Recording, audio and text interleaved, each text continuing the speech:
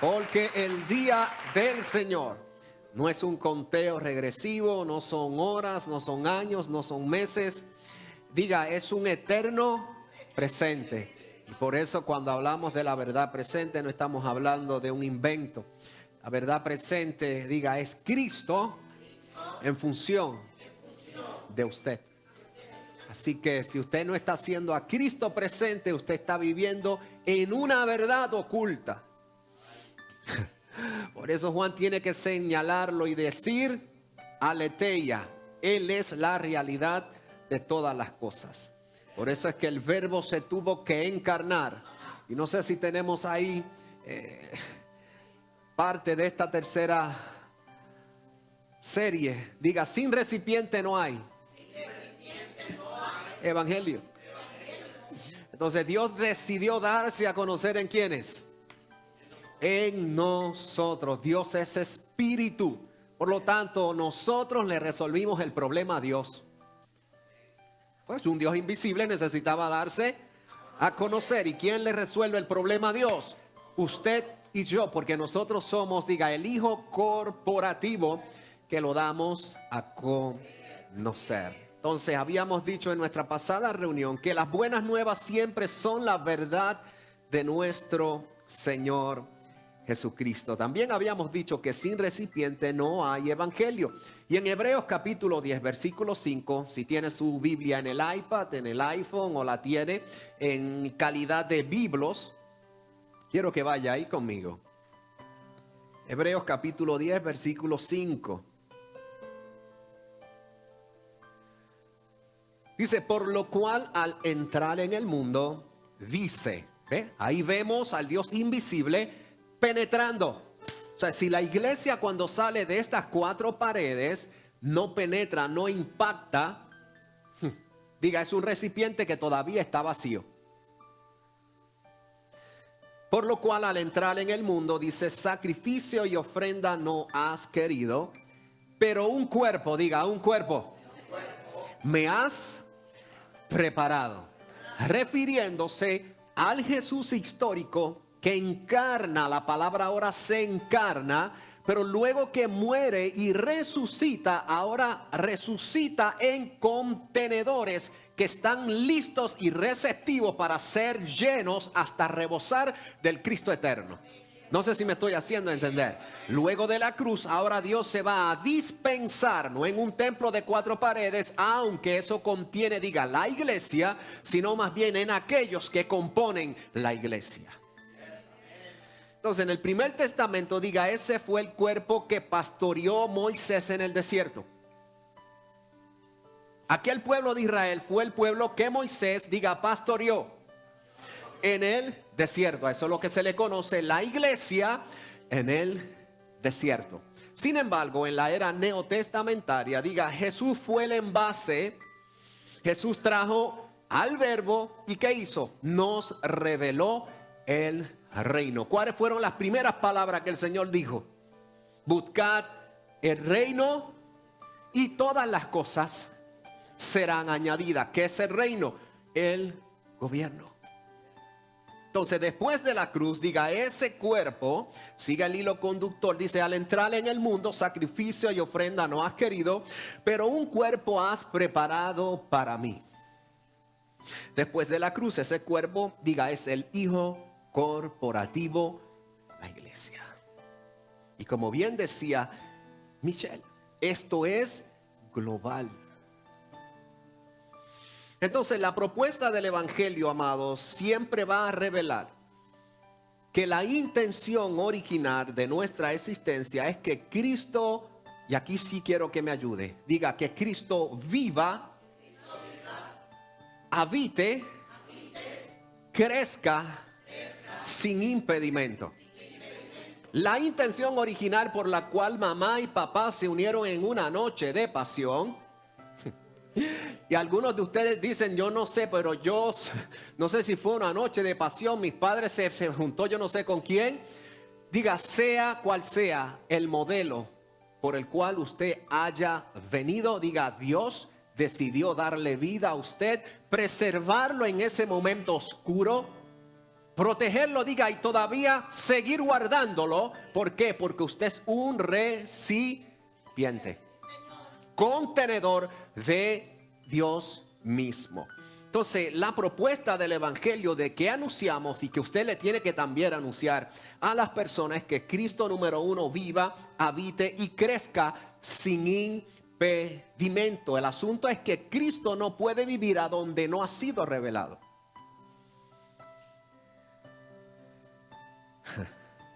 Diga, Cristo no puede vivir a donde no ha sido revelado. Entonces, cada uno de los evangelios, amados, describen su experiencia externa con Jesús. Estamos hablando del evangelio. Cada uno de los evangelios, por ejemplo, Mateo lo presenta como ¿qué? Como el reino. Y dijimos que Dios vino a buscar lo que se había perdido. Mejor dicho, lo que se había extraviado en el hombre. En nosotros se había perdido el gobierno, se había perdido no solamente la capacidad, sino más bien estar en sujeción a Dios. Por eso le dije en la pasada, la segunda parte, que si nosotros no retornamos o volvemos al gobierno de Dios a nuestras vidas, alguien lo va a hacer. Alguien te va a gobernar. Entonces Mateo lo presenta como el reino. Y vamos rapidito en esto, porque veo 2 o 3 por ahí abostezando. Ay, diga la razón por la cual el evangelio del reino es la causa por la cual, diga, nosotros necesitamos, diga Miguel, ser pobres en espíritu. Porque aquel que es pobre en espíritu es llenado de la vida del Dios eterno. Bienaventurados los pobres en espíritu. ¿Y a dónde se nos llenó a nosotros de ese espíritu? ¿Cuál fue el primer contacto que Dios tuvo luego de la cruz? Luego de estar 40 días intencionalmente con sus discípulos y con ciertas personas. Dice, esperó 10 días más luego de haber sido quitado de la tierra. Y en el día 50 dice, desciende, óigame, como candela. Y dicen que los que estaban en aquel aposento botaban humo hasta por las orejas. Estaban encendidos. Ese fue el bautismo del Espíritu Santo. Cuando esa gente salió de ahí, o esos hermanos, no quiero hablar despectivo, diga, la iglesia salió ready y lista para dar comer a otros. Y aquellos hombres que les temblaban las piernas, óigame, cuando una vez fueron investidos de poder, le hablaban hasta el gato. Y fueron al templo de la Hermosa. Y allí había un individuo que de costumbre estaba allí pidiendo limosna. Y Pedro, mirándole a él fijamente a los ojos, le dice, no tengo plata, no tengo dinero. De hecho, el catch up lo tengo en 0. Pero una cosa sí te digo. Yo no sé si me estoy haciendo entender. ¿Me siguen? ¿Me estoy entendiendo? Una cosa a ti te digo. Óigame, ¿qué le ministraron? El evangelio. Aquel recipiente, diga, le administró lo que tenían. Y lo que tenían eran el evangelio. Aquel individuo se puso sobre sus pies, no necesitó una terapia, no necesitó inyecciones, no necesitó nada. Oye, el tipo se levantó y entró. Pero este no era el que estaba en la esquina pidiendo una peseta. Ahora piden pesos en Puerto Rico, ya usted sabe, esto ha cambiado. Y algunos son tan atrevidos que dicen, bueno, yo acepto hasta cash, fustán. Aceptan de todo. De lo que tengo te doy. Entonces hay gente que dice que no se da lo que no se tiene. Sí, también se da lo que no se tiene. Porque el que está muerto lo que va a dar es muerte. El que está vacío lo que va a dar es vacío. Pero el que está lleno, el recipiente del evangelio de Dios, le va a dar evangelio a la gente. El individuo se paró y entró, mire, al templo, iba como una bala veloz. Quiere el Señor que nosotros también tengamos la misma disposición. De llegar, diga, como casa a la casa. Entonces dijimos que Mateo lo presenta como el reino. Marco lo presenta como el libertador. ¿Por qué? Porque Jesús hace un diagnóstico de las personas en su contexto y decía, las personas que físicamente estaban padeciendo una condición era, diga, la realidad que vivían espiritualmente. Dios entraba a las aldeas y hacía un rastreo. y veía el diagnóstico de los enfermos. Eso era un retrato, de la vida espiritual en su realidad. Por eso dice el apóstol Pablo que hay muchos enfermos entre nosotros. No estaba hablando de enfermos físicos, sino más bien de aquellos enfermos faltos de ¿qué? De un evangelio saludable que los sostenga y los mantenga sanos, vivitos y coleando. Entonces, Jesús hace ese diagnóstico y la condición física de muchos era el reflejo de su estado espiritual. No era saludable. Entonces, pero si el Hijo del Hombre os libertare. ¿Se acuerda? Pero si el Evangelio nos libertare, seréis.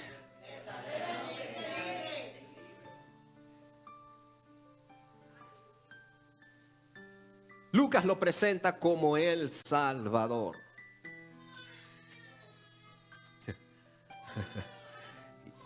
Y asimismo lloraba Jesús.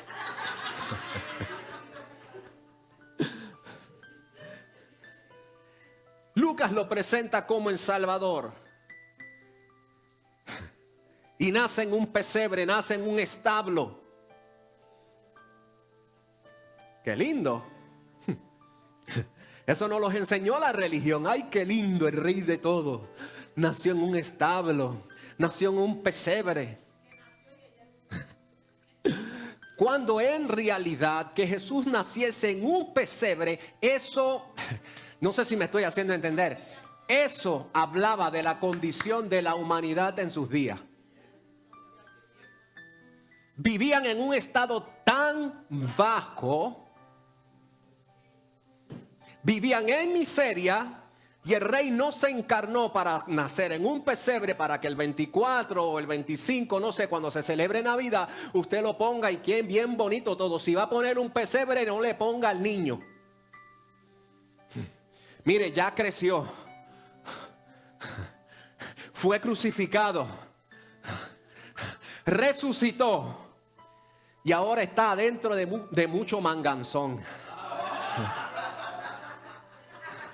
Por lo tanto, si va a poner el pesebre, utilícelo para evangelizar. Ven acá, pero aquí yo veo todo bien bonito. Pero ¿y a dónde está Jesús? Diga, a Jesús lo llevo adentro.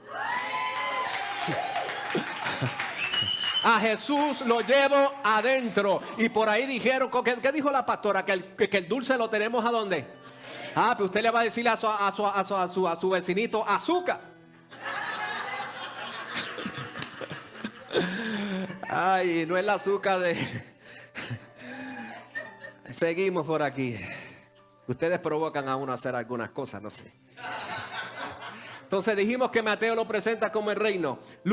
Marcos lo presenta como el libertador. Pero Lucas lo presenta como el salvador. ¿Nace a dónde? En un pesebre, en una condición que delataba la condición actual de aquella humanidad. La misma que se vive en mucho de nuestro contexto. Por eso necesitamos predicar el evangelio.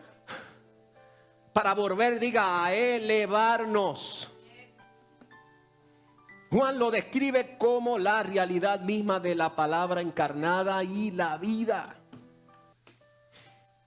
Él es la realidad. La palabra original ahí, lleno de gracia y de verdad, lleno de gracia y de aletheia, de la realidad. Es algo que no está oculto. La iglesia no está oculta.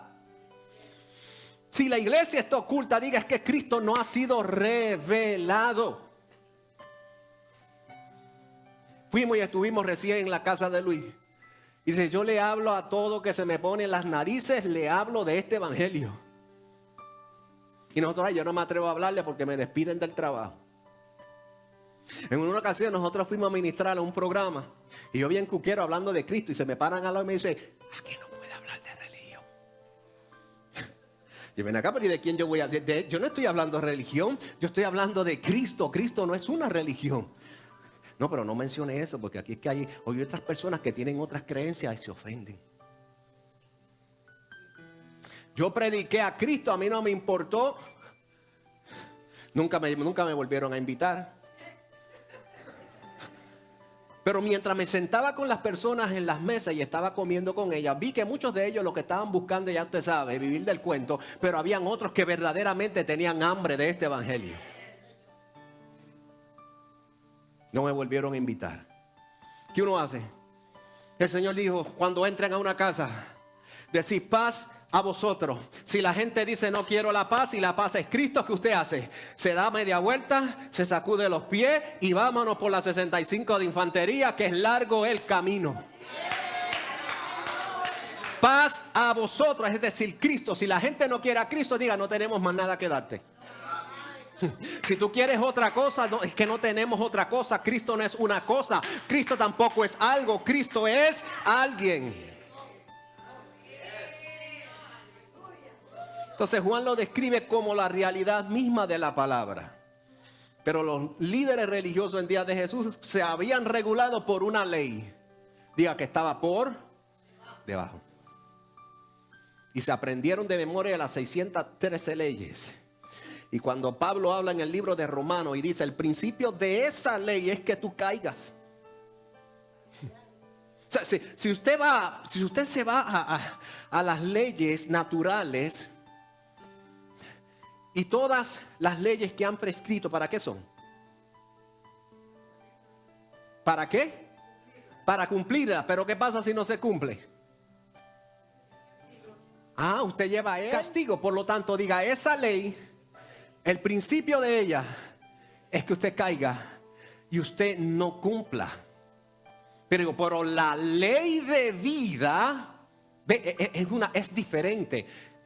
Porque más que regular nuestro entero ser, diga, nos da la entereza, la capacidad y la fortaleza, diga, de vivir en una sola ley que se rige de todas las demás. Por eso usted no necesita que le dicen no adúltere, no sea un adúltero, no sea un mentiroso, no robe, no blasfeme. ¿Qué más? No matarás, no darás falso testimonio. Diga, toda una sola ley te regula por completo y usted sabe hacer el bien. Y usted se mantiene en el bien. Porque cuando nos convertimos en el mal, diga, estamos abandonando la ley de vida con la cual fuimos nuevamente, ¿qué?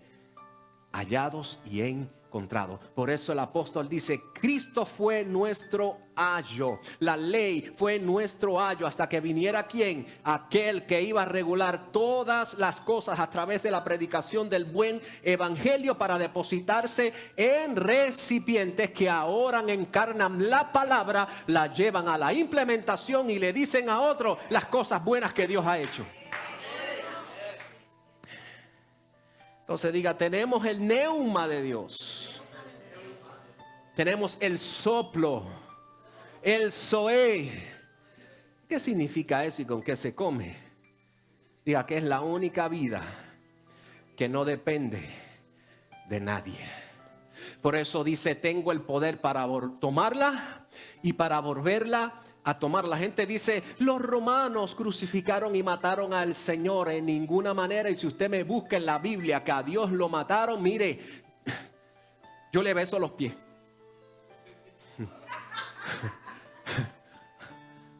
Cuando llegaron a el maestro, este individuo ya está muerto.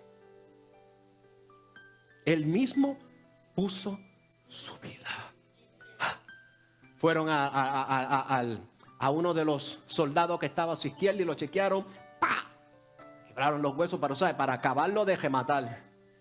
Y al otro, ¡pah! Para asegurarlo. Pero cuando llegaron al maestro, mire, fue tan exacto. Este maravilloso evangelio fue tan exacto que murió en el minuto, en el segundo.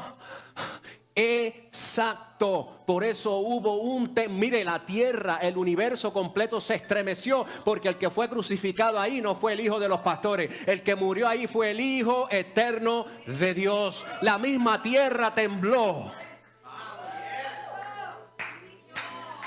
De hecho, en su resurrección, dice la palabra, el autor a los hebreos viene y escribe que en la resurrección todos los que habían muerto estaban así derechitos toditos. Búsquelo, usted sé que es mentira. Yo no le estoy haciendo un cuento de vieja. Por eso dice que algunos familiares volvieron a recibir a sus muertos. Eran personas que habían resucitado luego del impacto de la resurrección del Salvador. Claro, volvieron a morir como Lázaro. Volvieron a morir, pero toditos estuvieron ahí de pies. De pies, de pies. Y por eso es que nosotros estamos de pie. Estamos vivos de entre los muertos. Por esta palabra que predicamos. O sea, no es lo mismo que muera. Y mira que nosotros amamos y adoramos la herencia que es nuestros hijos. Pero allí murió, diga, el Salvador del mundo. No de Rafi, no de Vilmari, no de Manantial de Vida. Diga, el Salvador del mundo. Dios salvó todo el sistema. ¿Por qué usted cree que todavía la tierra gravita y responde y no ha explotado como el cuento de Darwin? Diga, porque todo obedece a la voz del que lo ordenó. Génesis 12 dice que Abraham es el laboratorio. 5 minutos. ¿Por qué? Porque Abraham fue el primero a quien Dios le anuncia las buenas nuevas del evangelio. ¿Y qué le dice? Sal de tu tierra y de tu parentela. Es decir, sal de tu tradición, sal de tus costumbres. Sal de tu parentesco, porque no se hace reino con tu genealogía.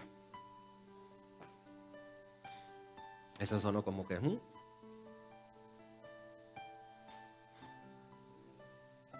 Es que se parece mucho a usted. Usted no lo puedo negar, yo no lo estoy negando. Pero con genealogía no se hace reino. Por eso tenemos a Mateo que comienza a escribir hablando de toda la genealogía. Óigame, en esa genealogía hay una ramera. ¿Cómo? Para que se entere y no tenga que estar escuchando los sectos.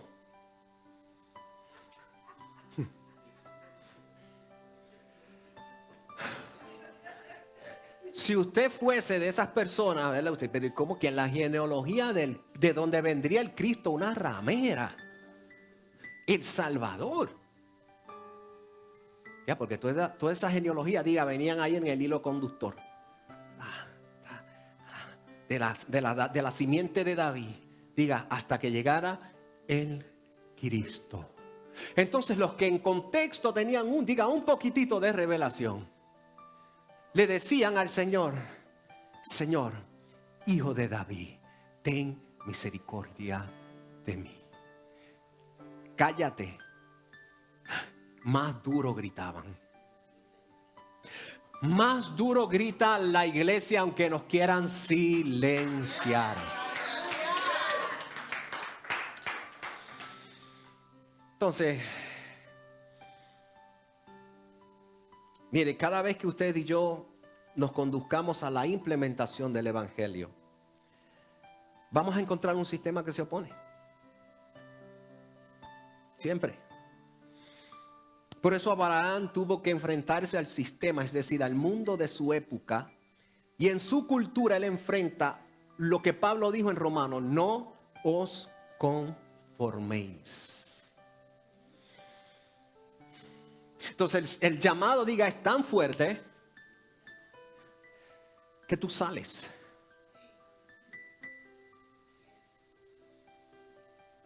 No sé si ustedes han escuchado la voz del Señor.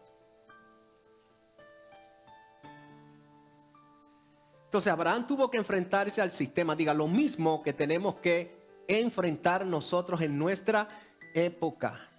Pero Pablo dijo: no os conforméis. La palabra original allí para siglo o época, diga, es aión. Y no se refiere a años, a días, a meses, sino más bien a una era ideológica pensante. ¿No es similar a nuestros días?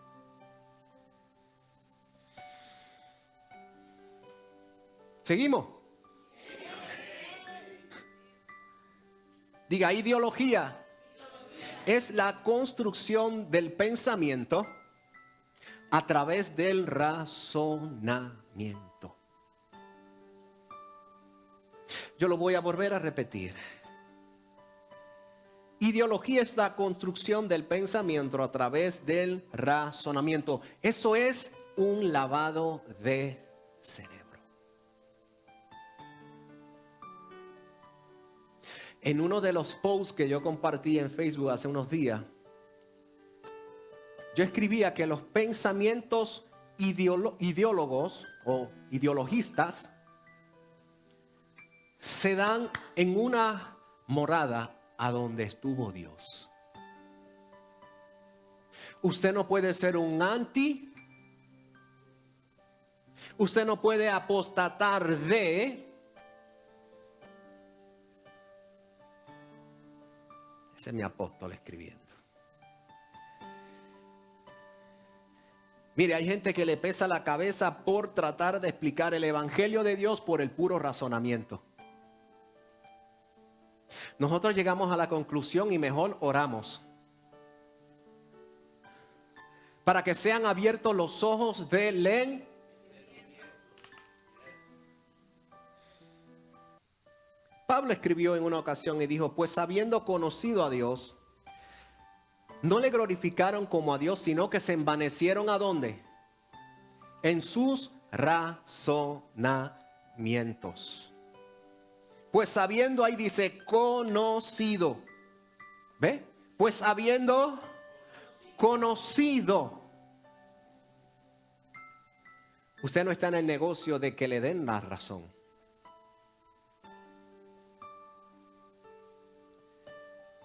Diga conmigo: los pensamientos anti Dios o ideólogos, ideología, se establecen donde ya hubo una morada para Dios.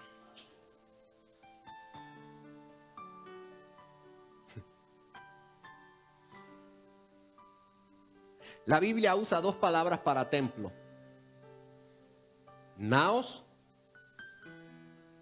y aión, pero no es aión de siglo, sino A-I-O-N.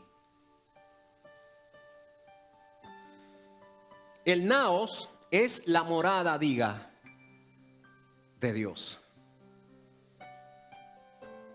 El aión, diga, es la estructura. Dios no está edificando en tiempo presente las cuatro paredes. Dios está construyendo y edificando a donde Él habita.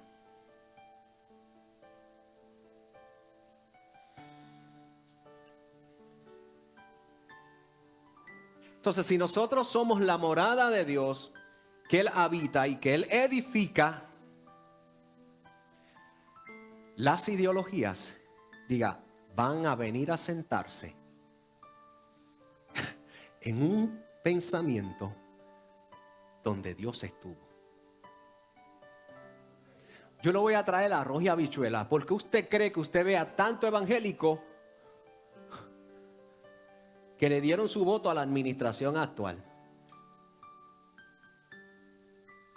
Porque las ideologías fueron tan fuertes que usted canceló a un hombre y usted tiró por la borda el diseño.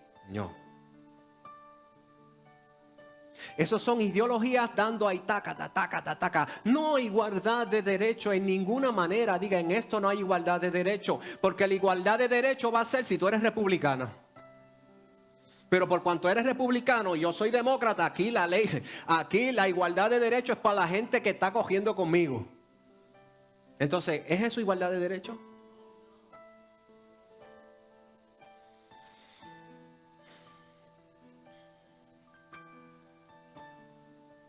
Diga, eso es envanecer en el razonamiento. Y envanecer en el razonamiento no es otra cosa que las ideologías dándonos en la cabeza. Hace como 2 sábados atrás salimos a desayunar con el combo, con las nenas y los nietos, y pusimos a orar a ella. Y en 4 años cumplió 5 los otros días. Y yo le decía a la pastora: ¿tú viste por lo que ella oró? Por la familia. Oró por diseño. No oró para que le trajeran dulce, no oró para que le trajeran muchos regalos. Cuando se sienta en aquella mesa y yo me pongo a escucharlo con 4 añitos. Y muchos de nosotros uno los pone a orar y la gente empieza a orar, Señor, sácame de esta agonía. Ay, ya yo no puedo más. ¿Hasta cuándo? ¿Por qué a mí? Yo que no me pierdo un 15. Yo voy a todos los cultos. Oró por el diseño. Pero sabe tanto y tanto y se aplica las cosas para lo que le conviene. Otro día estaba allí con sus cosas, un disfrazito así. Y viene y me dice, ustedes se quedan, Mami Mari se queda de Bill Mari y tú te quedas de papi viejo. Como que dice, ustedes no se pueden disfrazar. O sea, ¿de dónde tú sacas la idea de que? Pero usted se ríe, pero hubo muchos evangélicos que se ponen el disfraz de evangélico.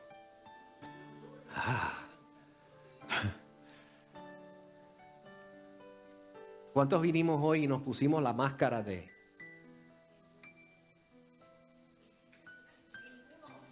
Ninguno. Pues dele una alabanza al Señor.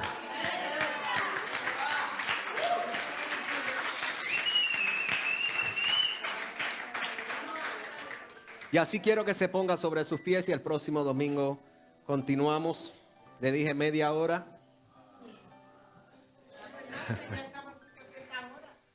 Pero aquí les dejo esta máxima. Las ideologías son el comprobante de una mente que rechaza el pensamiento de Dios. Las ideologías, diga, son el comprobante de una mente, de un pensamiento que rechaza el pensamiento de Dios.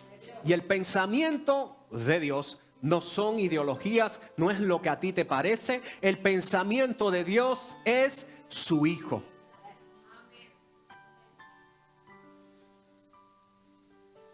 Entonces, si las ideologías están cavando en nuestra mente, es porque estamos rechazando el pensamiento de Dios.